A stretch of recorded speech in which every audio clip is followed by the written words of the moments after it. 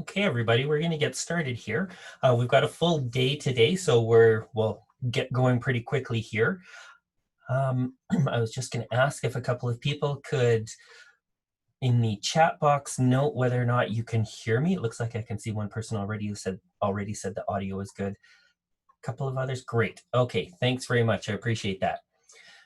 Okay, so this is going to be an interesting Miistakis Monday webinar, a little bit different than what we've done in the past. And the topic today is, do we need a definition of biodiversity conservation? But the neat thing about this is it's going to be a panel discussion about this proposed definition and even whether this is even needed. I'll just make sure I can get my slides working here. Quick tech overview here for all of you. You will all, as a participant, be muted by default. The panelists are going to come on at a certain point, but you guys will all be muted. And we'll use the chat box for questions. So if you don't have the chat box up yet, find that in your in the navigation bar, probably where it says more. You'll see some place to click for chat if you don't have the chat button up already. And we're going to use the chat box for questions, like I said. So make sure that when you do post something in the chat box that you're clicking all panelists and attendees in the chat box so everyone can see your question. Otherwise, it just goes to the panelists. Okay, so without further ado, like I said, the topic here is, do we need a definition of biodiversity conservation? And one of our panelists, Dave Poulton, immediately noted that I go back and forth between saying definition and description. I think description is probably a better way for us to frame what the discussion is going to be like today. I'll just give you a quick introduction to the Miistakis Institute if you're not familiar with us. We're a not-for-profit charitable applied research institute. We have an affiliation with Mount Royal University in Calgary, Alberta, Canada. And the way we describe our goal, our vision is a world where communities have genuine access to the science and research they need to make choices that promote healthy landscapes. And the work that we do is to try and make that innovative research accessible to communities and decision makers of all types. Okay, so what we're going to have for today is a brief presentation from me, a brief context-setting presentation that sort of lays out why I think this is an issue and the proposal for how this issue might be addressed. And then we're going to have panelists' opening comments, and I'm going to introduce you to our panelists in just a second. And they're just going to take a couple of minutes to respond from their perspective. And then we're going to have an open discussion with the panel where they get to talk to each other, respond to each other's comments on what they've said, and maybe ask each other questions, and then we turn it over to you guys. So like I said, the chat box is there. Make sure that you put your questions in at any point, because we'll be gathering those, and right at the end, when we get to the question and answer period, I'll be pulling them off and throwing those questions at the panelists. So the panelists, who are the panelists? We have a great selection of panelists. Looking over this list, you would think that they all owe me money, but they don't. They all just agreed to do this, which is fabulous, because they have a really interesting cross-section of perspectives and experience. So we're going to have, and this is just in alphabetical order, Brendan Hemens from the Government of Alberta. He's the Director of Biodiversity, Ecosystem Services and Science at Alberta Environment and Parks.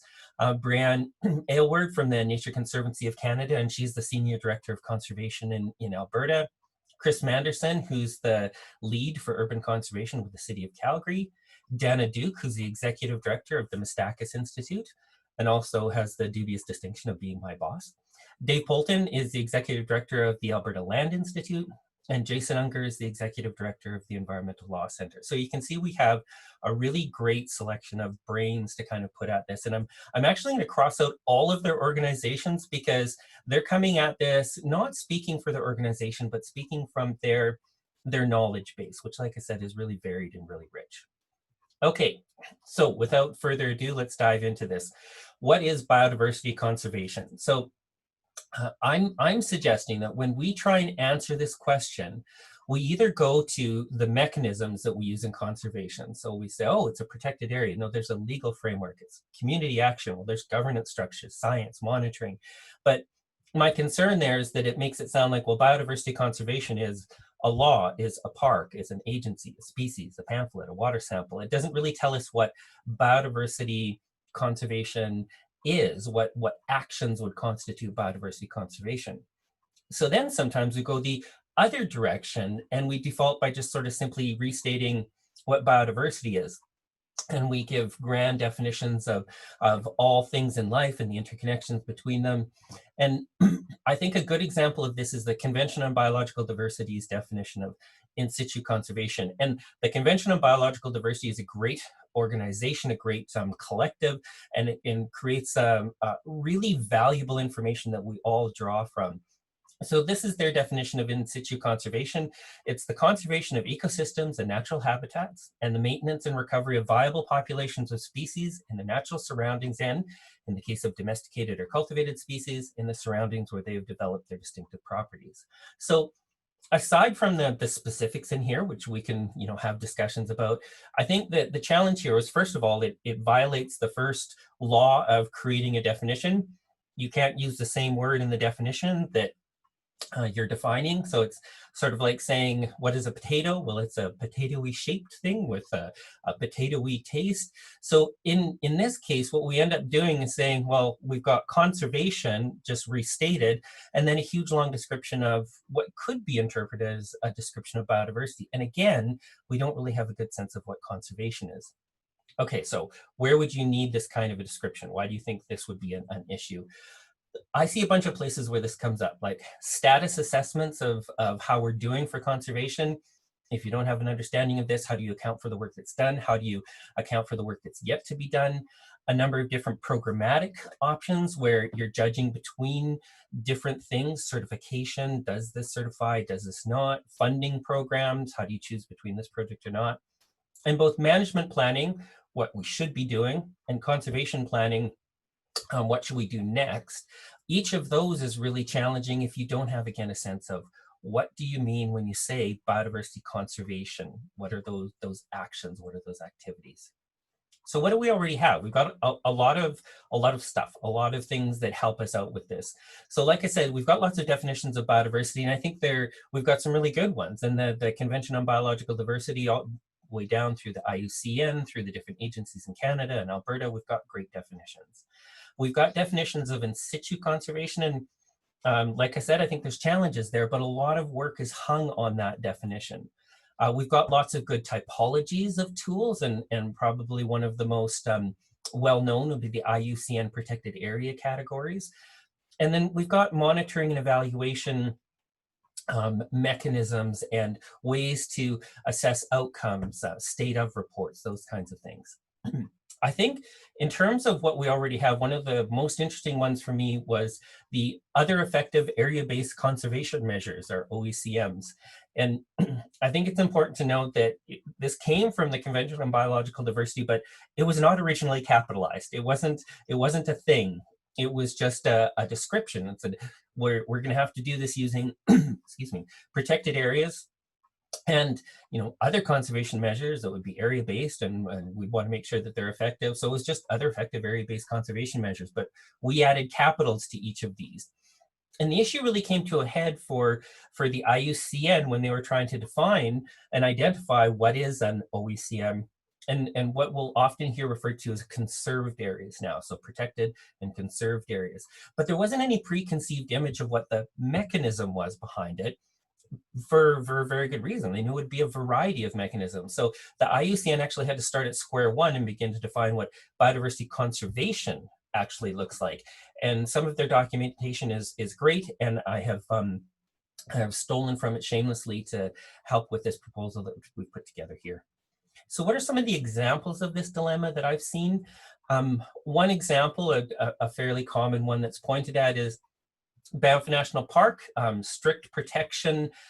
You can argue about, again, some of the specifics there, but there is a piece of legislation, the National Parks Act, that protects 6,600 square kilometers, but 2,500 square kilometers of that is rock and ice. So even though we have a mechanism, are we protecting biodiversity? That's a different question. Maybe we need a different way of looking at or assessing that.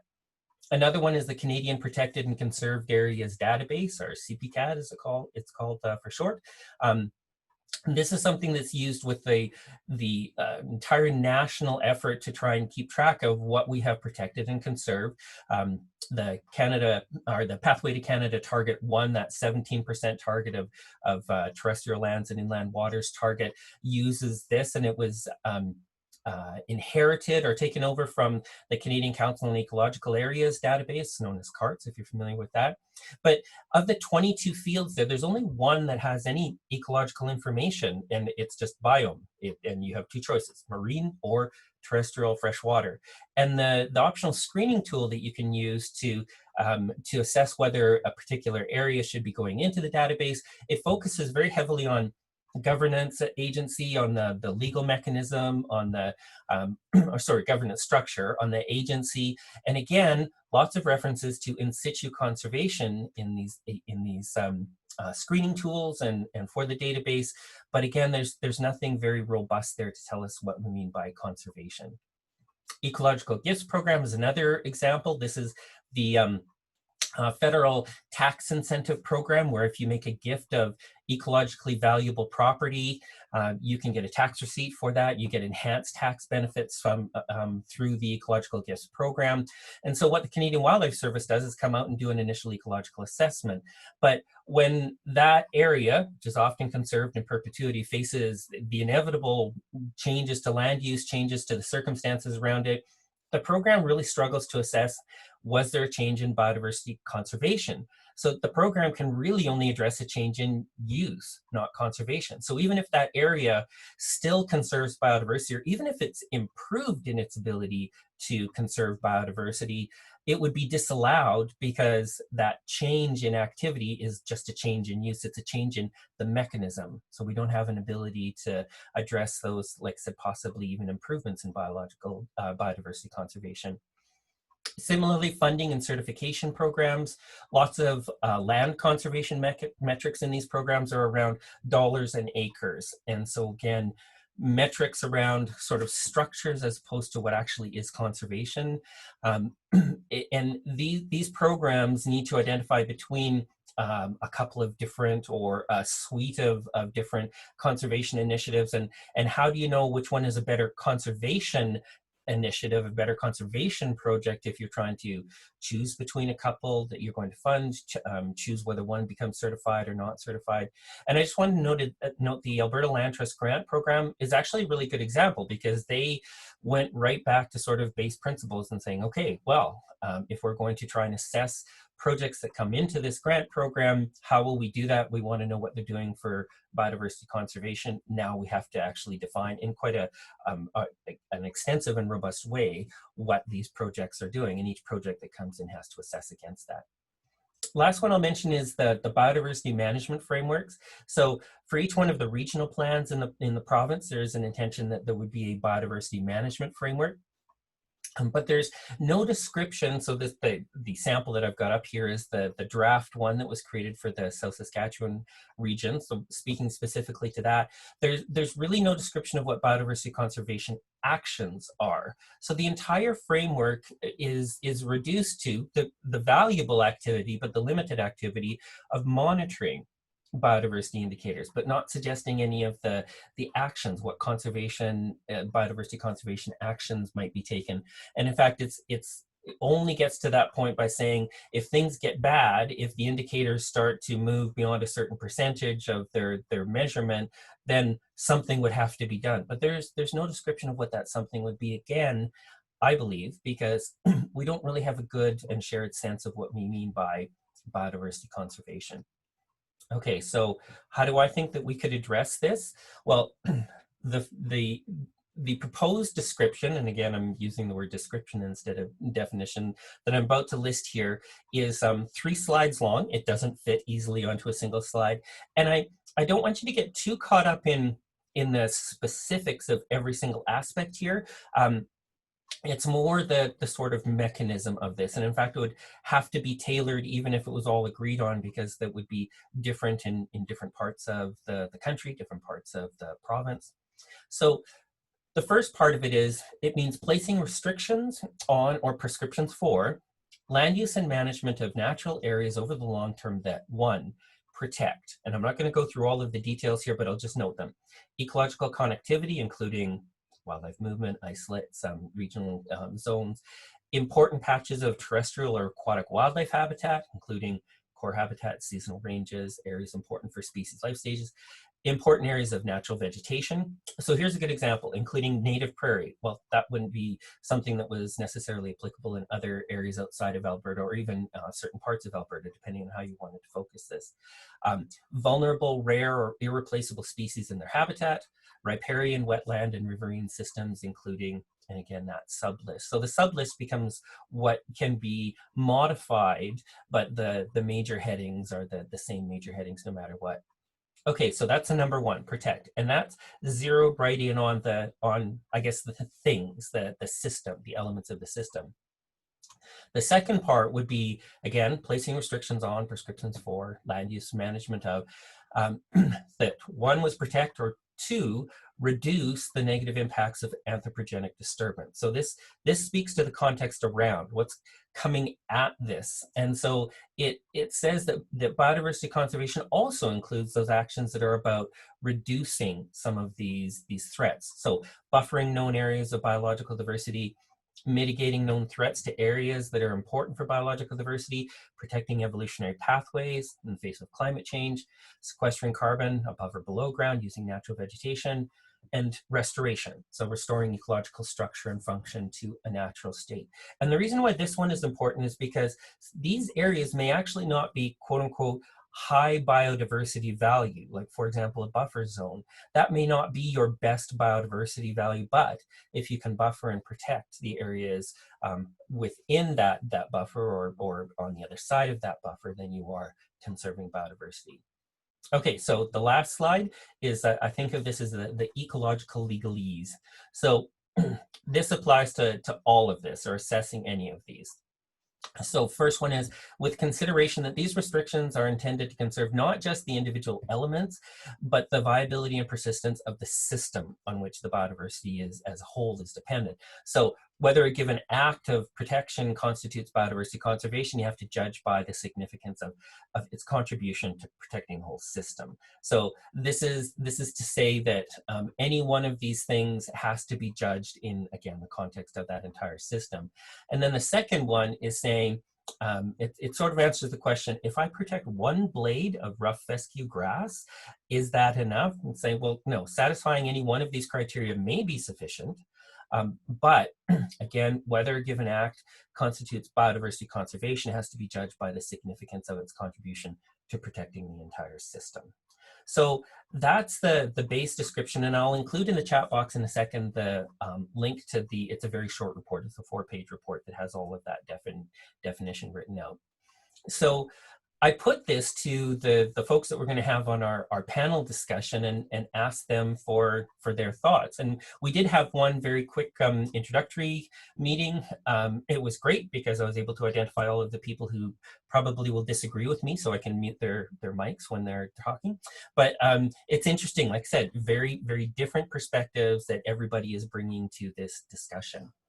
So what I'm going to do now is I'm going to turn this over to the panelists. And like I said, I'm going to have the panelists bring up their,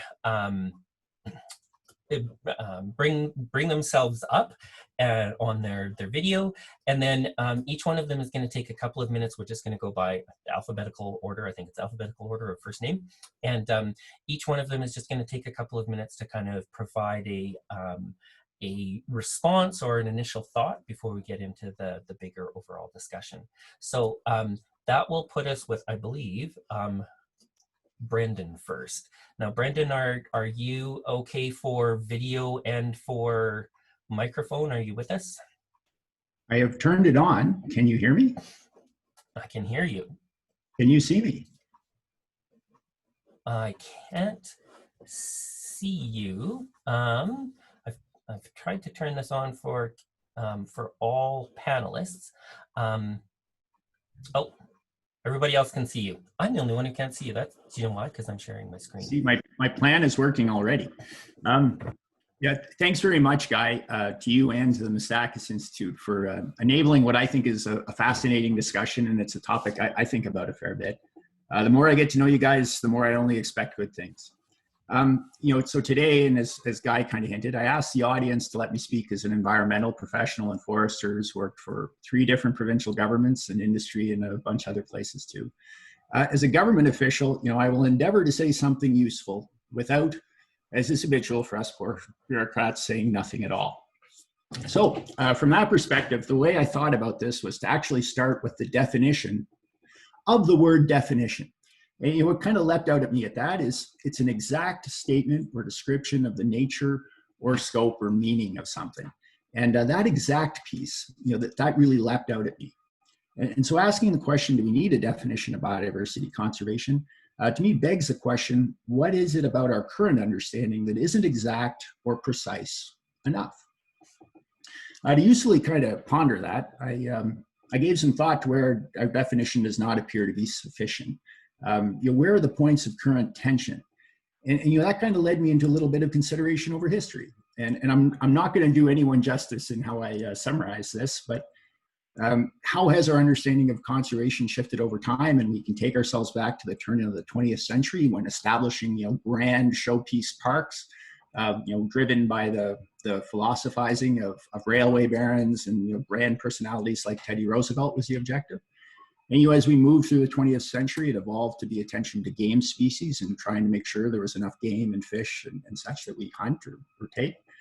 But more recently, our understanding of the complexity of nature over the last 30 years even, it's grown by orders of magnitude beyond anything I think we'd conceived before that. And I think that's where all of us, in our respective roles, are finding it very challenging to have our management actions, our management strategies, our policy and government keep up with that complexity. Arising from that, when I think about the need for a definition of biodiversity conservation and where I at least perceive current tensions, I think they're twofold. There's a tension between those who perceive that the balance has solidly shifted to development and that we're up against a wall. There is no more room for development in that paradigm, and development should actually be reduced. And those who only perceive, if they're one group, the other side of that tension is those who only perceive the short-term costs of conservation and not the long-term critical costs that we likely face without it. So out of this, I see another group kind of coming to the fore. And I see many individuals on the participants list who I would kind of put in that space. Folks who want to see whatever we want to call it, the working landscape, the regulated sector. They want to see they want to take action for the environment. And they see that as consistent with what conservation is. But if we think about that first group, they see it a little bit differently. It's, we want to stop the bleeding. And we view your new kind of thinking as more arterial cuts. From their perspective, what is gained by the working landscape group will likely be taken by decision makers in lieu of the necessary conservation of pristine landscapes, landscape connectivity, conservation of key biodiversity areas. So there are a lot of things there where that's where their focus is, and they perceive that if decision makers have a choice between working landscape and the other, then they're always going to go for working landscape. Now, I think that that's unfortunate, and it's not that they're wrong, but they're not right either. Clearly, in some imaginary world, both can coexist. And if we thought it through, I think we'd conclude that the outcomes, if both coexisted, would be better for the environment than just one or the other without. But unfortunately, the historical record kind of suggests that there's a really strong reason for them to believe as they do. So in my view, a perfect definition of conservation, biodiversity conservation might clarify that there's room for all. What I suspect it won't do is resolve that tension. A useful objective for it would be to advance understanding and discussion of it towards greater collaboration and moving us on to more constructive approaches. And to put a bullet on it, Guy, like that last piece of the definition itself, where it spoke to the significance of biodiversity conservation, really pulls us right back into that tension. Anyway, thank you. That's great. Thanks, Brendan. Okay, now we're going to move on to Bryanne Aylward. Hello, everyone. I agree with Guy and with Brendan that we do need a description for conservation biodiversity, but we need more than just a description. The focus is often on what we need to do, but little attention is given to how it will actually get done.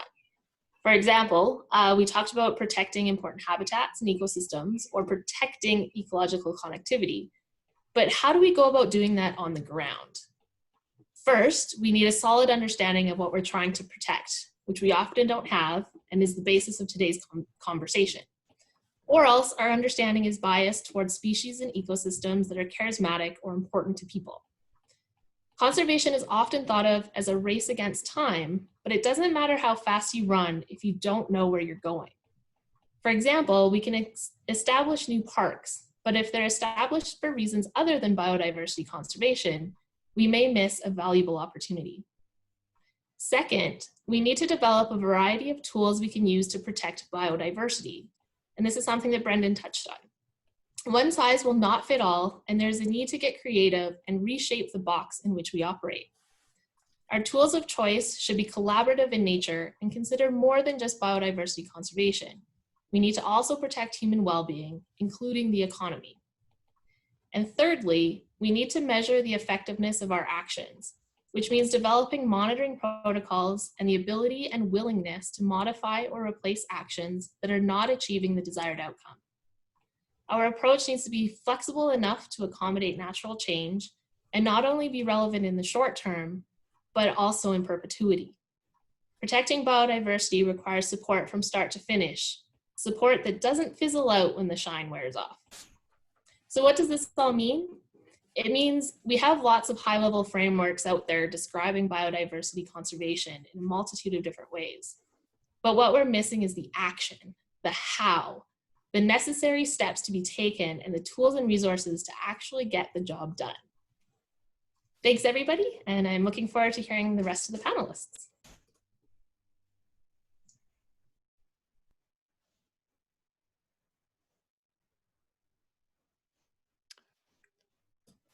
Okay, now we'll go to Chris.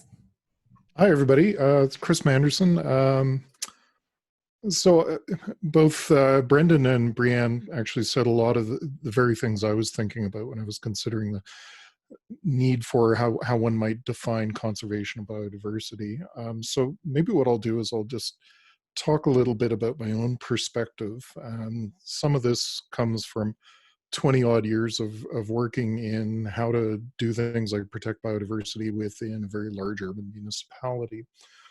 And what I saw in the definition that Guy gave us touches on all of the things that certainly we care about in the work that I do, but I think things that are fundamentally important to us globally. Protection of key species, key habitats, making sure that we have spaces that continue to essentially support us and support global ecological processes. I think the definition you presented it as an or. We have a definition that speaks to protect, and then you talked about more of the, I guess you could say, the structural elements of buffering, protecting, supporting, restoring, and those sorts of things. And when you do this sort of work in an urban context, that's very much the realm that we deal with. You know, we here in the city of Calgary have protected 5,000 or 6,000 hectares of remnant natural area that at one time was core habitat within a broader prairie ecosystem and foothills ecosystems, but it is now constrained by development, and it's degraded as such. And my initial approach when I was thinking about these things was, we're sort of overseeing the gradual demise of these areas. But I've come around in my thinking about that a little bit. And I think some of the important things that I would want to consider in a definition of conservation of biodiversity have to speak to the human element. I think it needs to speak about a cultural dimension and an awareness of a cultural perspective that we bring to conservation.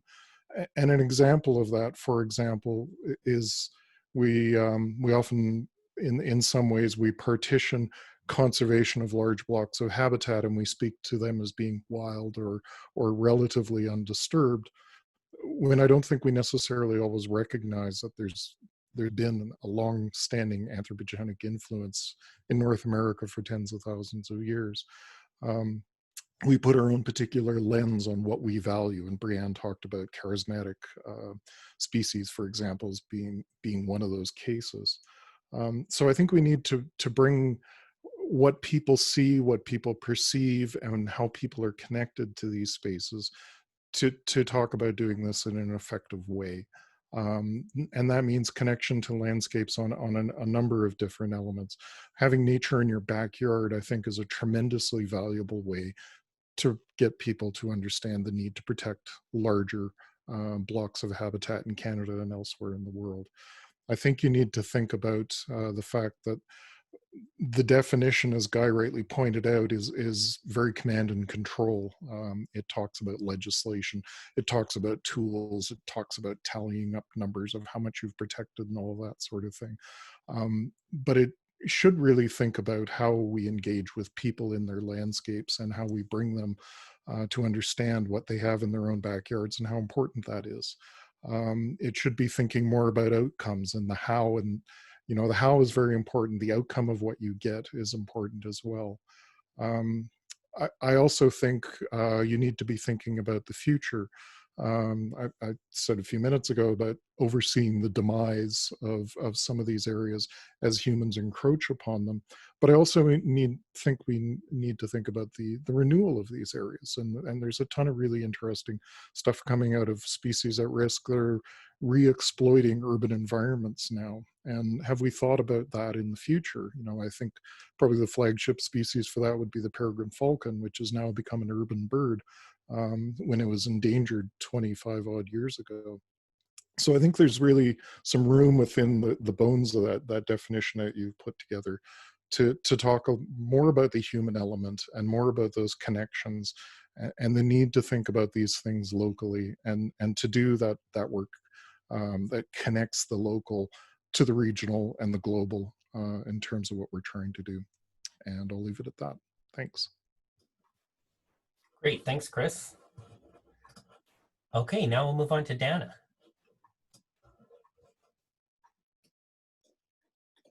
Hi, everyone. My name is Danah Duke. I think I agree with a lot of what the other panelists have said, and I think I'll just give some examples of places where I do think having a description of biodiversity conservation could help, particularly from the lens of a conservation organization and the work that we do and that we're exposed to. Particularly with respect to when we have discussions about private land conservation, that I think having a description would level that playing field between private and public land, and that I think that this is important in a province like Alberta with our large proportions of biodiversity that we see on public lands, and this could have implications for species at risk and connectivity, particularly for when we think about wide-ranging mammals, the migration routes, which are often challenged in landscapes that include a diverse mix of land tenures.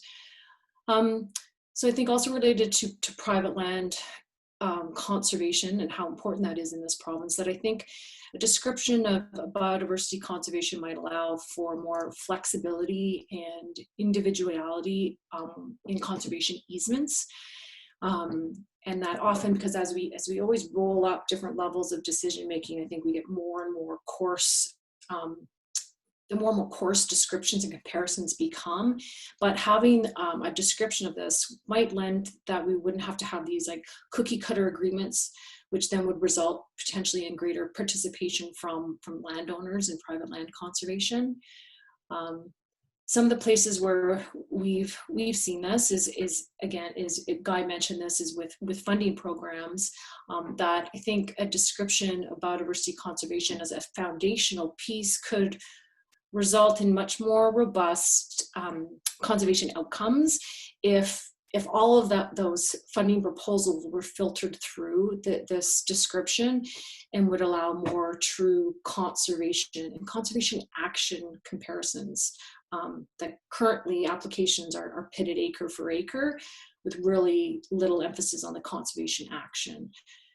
And then similarly with evaluation, that we see how a lot of things are often just reduced down to number of acres or how much of things.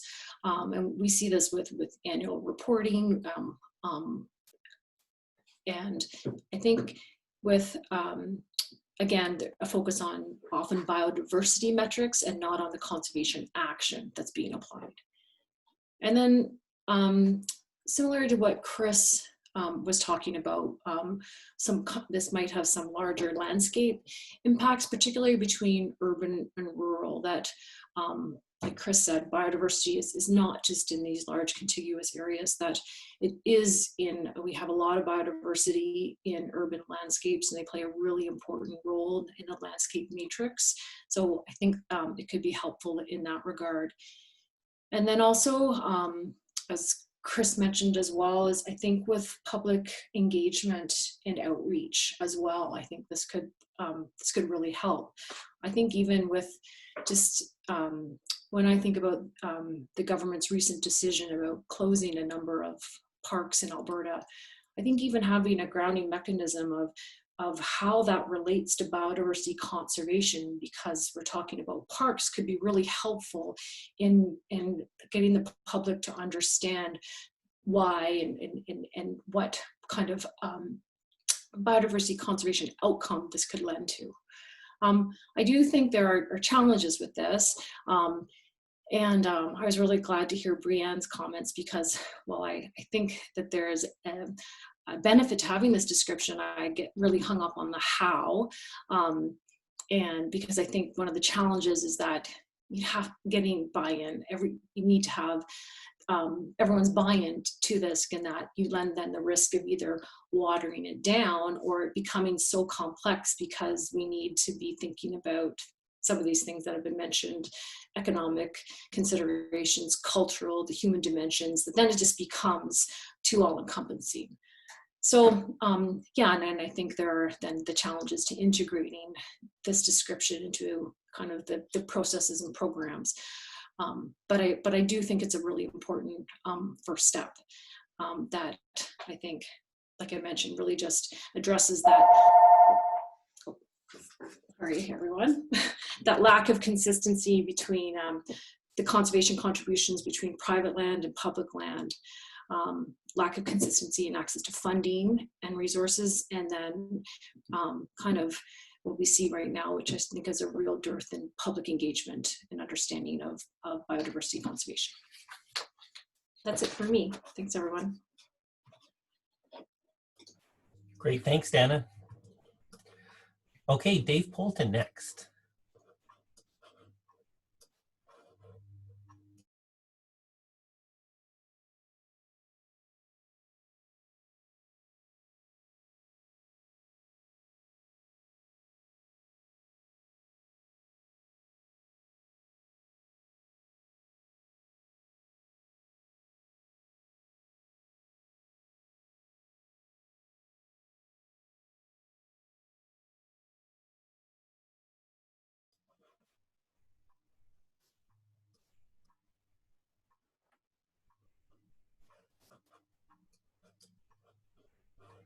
It looks like we're having some challenges with our tech here. Could I get a note from a couple of people who are participants, whether they have lost the screen entirely?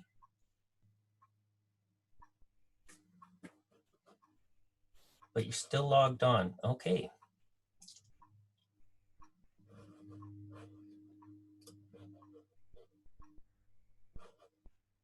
Well, now I'm going to give you my face, but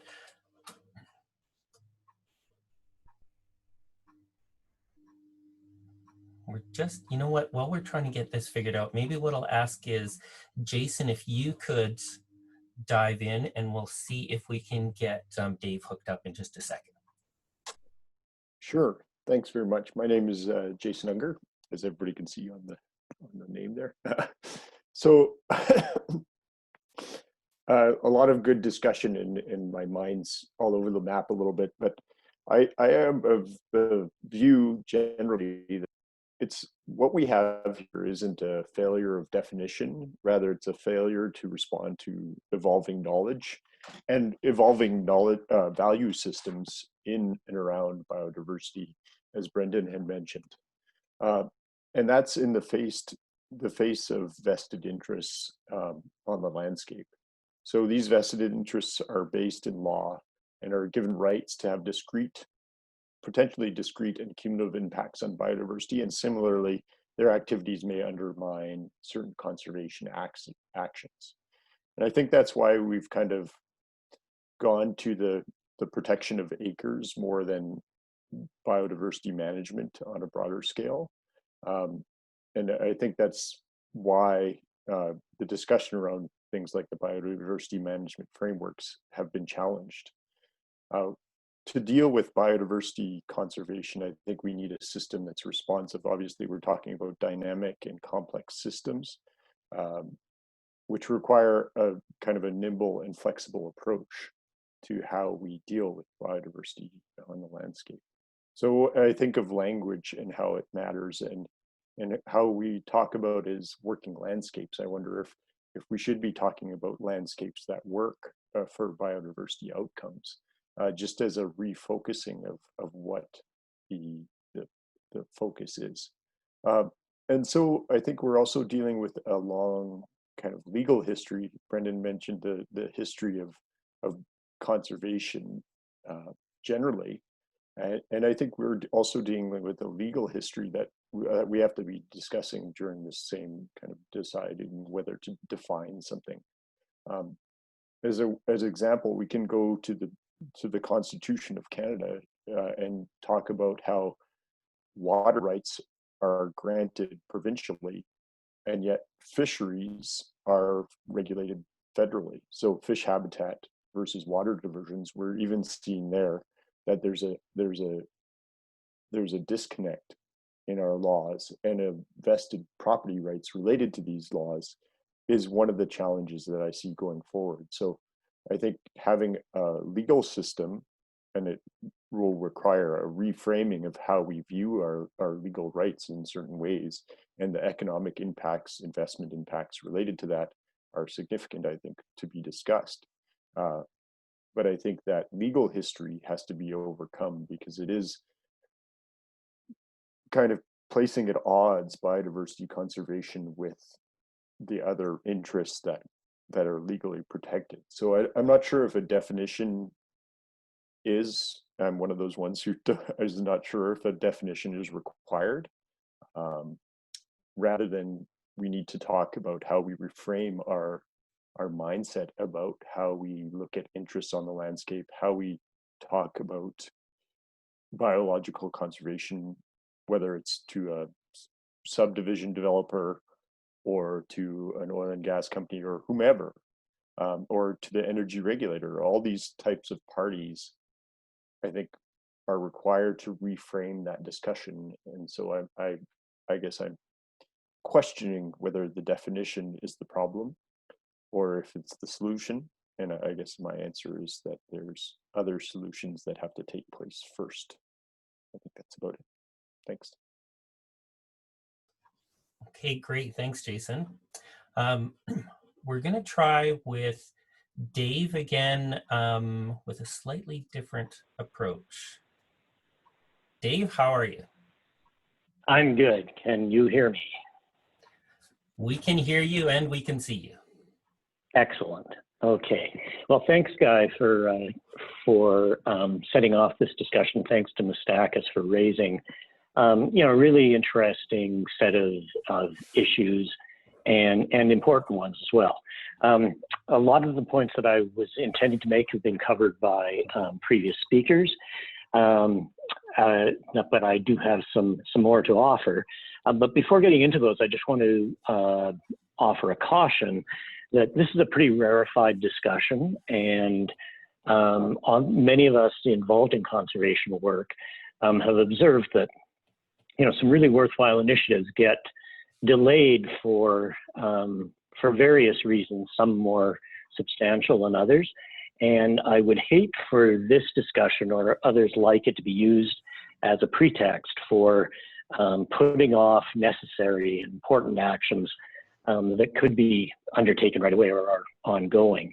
This is interesting, but I would say not critical to the day-to-day functioning of conservation, and should open up new thoughts and opportunities, not act as a barrier. Okay, so let me get to some of my more maybe constructive and substantial thoughts. First of all, I just note that biodiversity in itself is not a thing. It is a very broad concept, and it covers literally millions of other discrete and much more easily defined things, and the relationship between them, to the point that we are talking about something which borders upon infinite in its variation and complexity. And so the conservation of biodiversity in any particular situation will be both situation specific and also value driven. There has to be a normative framework in place so we can decide what aspects of biodiversity are of value and worth conserving, and which we're willing to put social priorities behind. Now that project of defining the target states that we seek to attain through conservation efforts is often quite difficult, and is usually, I would say, done inadequately in our conservation programs. We often refer, as in the definition you referred to, Guy, to merely removing anthropogenic factors, which seems to leave nature as a residual category. And it's also that's confounded by the fact that natural ecosystems are dynamic. So rather than looking to some particular state that we can measure, we are looking to somehow feed into a stream of factors that whose trajectory we can't often estimate with any precision. And that, as Chris said, is also confounded by the fact that anthropogenic factors have in well, I guess all around the world, being a part of natural ecosystems as long as there have been humans. And how we distinguish between those acceptable historical impacts and unacceptable, more modern and dramatic ones is a difficult line to draw. Moving back to the question about what constitutes conservation, I think we have to acknowledge that what we're talking about is the design and implementation of particular measures that feed into a chain of causation that ultimately lead to those, hopefully, to those target states that we're pursuing. And we intervene at various stages in that chain of causation. So natural scientists may undertake restoration work, for example, planting of trees or altering of hydraulics in order to produce particular views. Those of us who are in the legal or policy realm, we're actually looking at changing human behavior through government mechanisms with the expectation that enough people will change their behavior that will change ecological conditions. And of course, there's a wide variety of social mechanisms, of course, whether they be economic or normative and behavioral mechanisms to change people's behavior as well. I identify those approaches because I think in each one of our disciplines, with each one of our approaches, we tend to get stuck on thinking of our programs and evaluating them in terms of the particular tools that we are comfortable with. So, for example, Guy, you referred to the fact that national parks are covered under the National Parks Act, or that a conservation easement is applied to a particular piece of land. Well, that is the accomplishment of one step in the chain of causation towards conservation, but it is not conservation in itself until it actually is followed through to produce those results that we are targeting. And often in our monitoring or assessment of our programs, I think we fail to take into account those links in the chain which are not necessarily part of our particular fortes. And with that, I will leave it, turn it back to you, Guy. Okay, great. Thanks, Dave. Thanks to all of our panelists, and thanks for everybody sticking with us through this. Now, we're going to have to do a little bit of change up, just in the interest of time. I know that some folks are going to have to go in about 10 minutes. So what I was thinking I would do is, we've had a few questions that have come up, so I'm going to put those to the panel. I'm also just going to kind of summary note that a few themes that came up between a number of different people, a number of different presenters. So, like I said, questions as well as panelists. The consideration of working landscapes, the consideration of urban landscapes, the consideration of private lands versus public lands, the public, cultural, normative value considerations. The how, so it's not just the list of the things to be done, but the how you do it. The caution about not using something like this to create barriers or prevent further action, and the need to have a sense of clarity around the concept of biodiversity, whether it's in its grandest conception or simply just putting it to people. And one thing I want to flag, because I note this from a number of the comments, and I probably should have emphasized this with my presentation, is the idea of a definition of, or a description of biodiversity conservation is intended to fill a gap, not to be a silver bullet, not to be a solution. There's no way that just simply understanding what those actions would be is a comprehensive solution. But what I'm saying is that it catches us on a number of places where we can't move forward, or we get distracted as we move through, like a number of people have described, this long chain of things that includes understanding things scientifically, understanding the needs and desires normatively, and that sort of thing. Okay, so I'm just going to throw out some of these questions. First question was, it's actually, I think, a really good one, because it occurs to me as well as I was putting the definition together. Who decides significance? Aren't the criteria that are selected to characterize significance subject to the different perspectives of stakeholders who have an interest in conservation? What we're going to do with the panelists is, if you guys just unmute yourselves and you want to throw in on something, please bring your screens up as well so that everybody can see you when you're talking. Anyone want to speak to that? Oh, I would love to.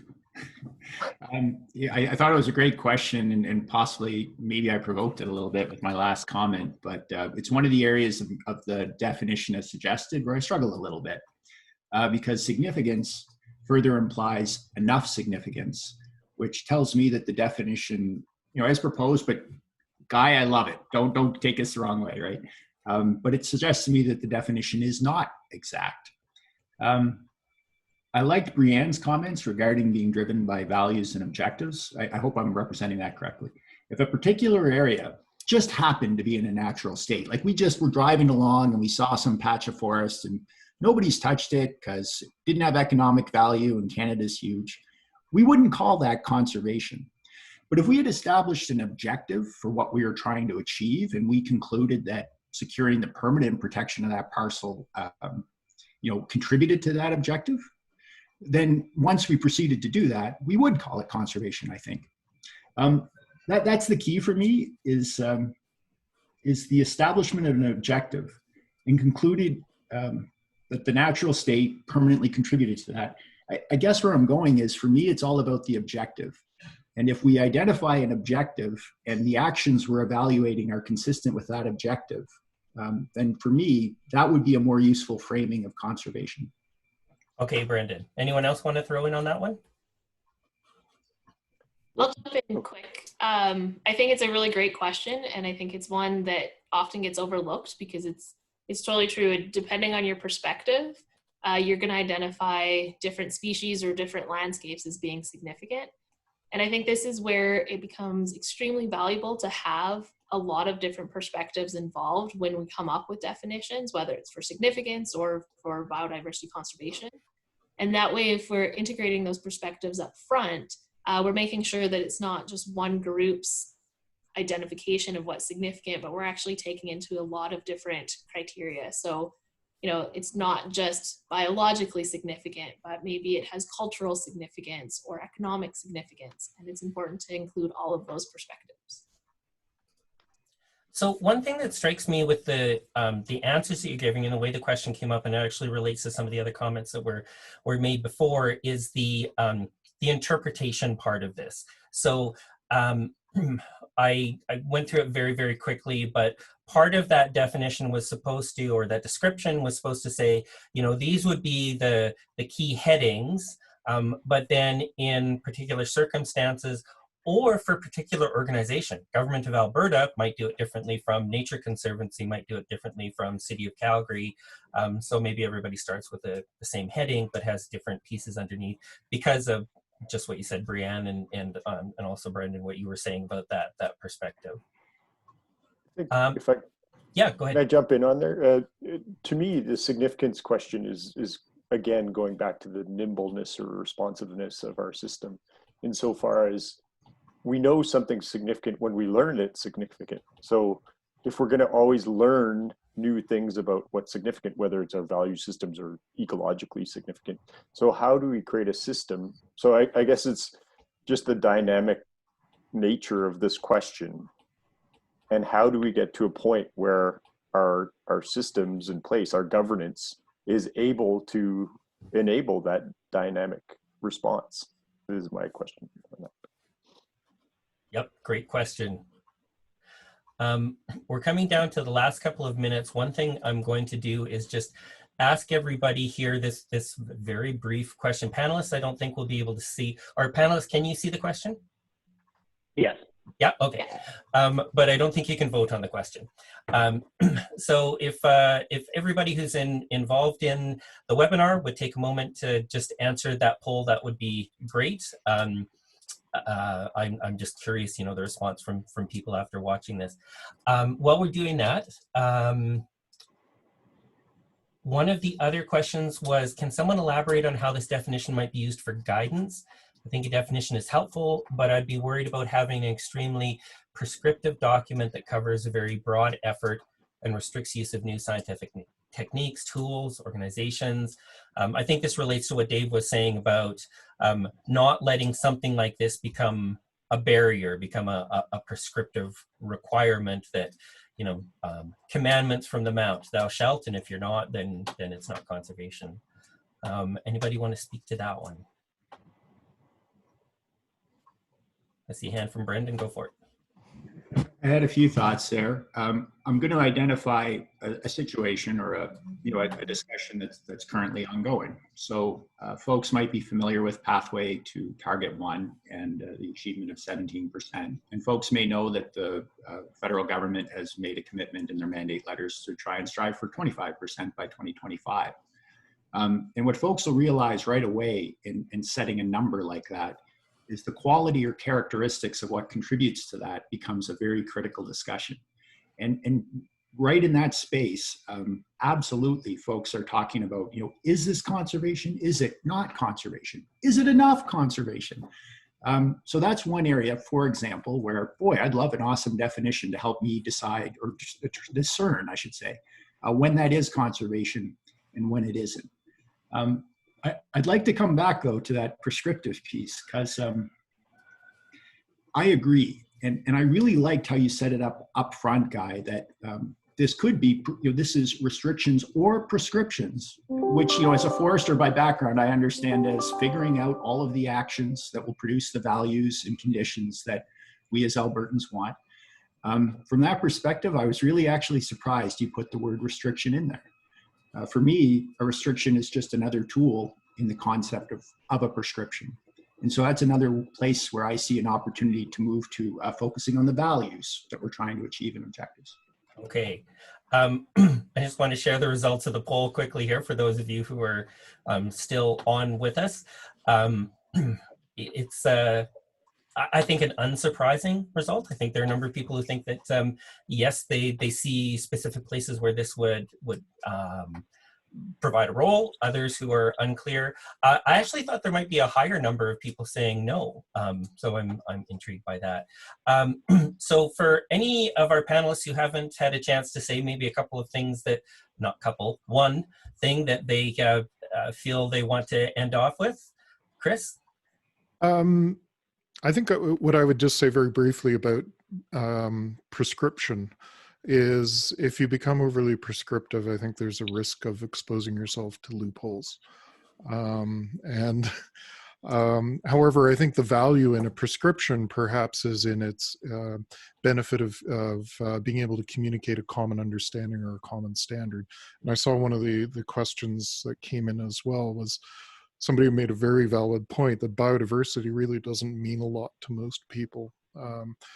And yet that's what we think about, and that's the stuff we spend all of our time planning and plotting for is biodiversity. And you need to find a way to translate that into a more common parlance. So you need that specificity, but if you turn it into, and I'm thinking of my role as in a regulation when you're dealing with a developer, ultimately somebody's going to find a way to pick that apart. So there's a balance there. How's that for a non-answer? Good non-answer. Okay, we're at time. I just wanted to leave one thing for folks that we will have recorded this webinar. The slide decks and the webinars for all of the Miistakis Monday webinars are put on our website. So you can get that at rockies.ca/webinars.php. And I want to thank everybody for taking the time to participate. Especially, I want to thank our panelists because that was a great selection of folks with some really good comments. My head is spinning. I'm buzzing about thinking about next steps or how to apply this. So thank you very much to everybody, and hopefully we'll see you next week for the next Miistakis Monday webinar. Thanks so much, Guy. Thank you. Thanks, everybody. Thank you.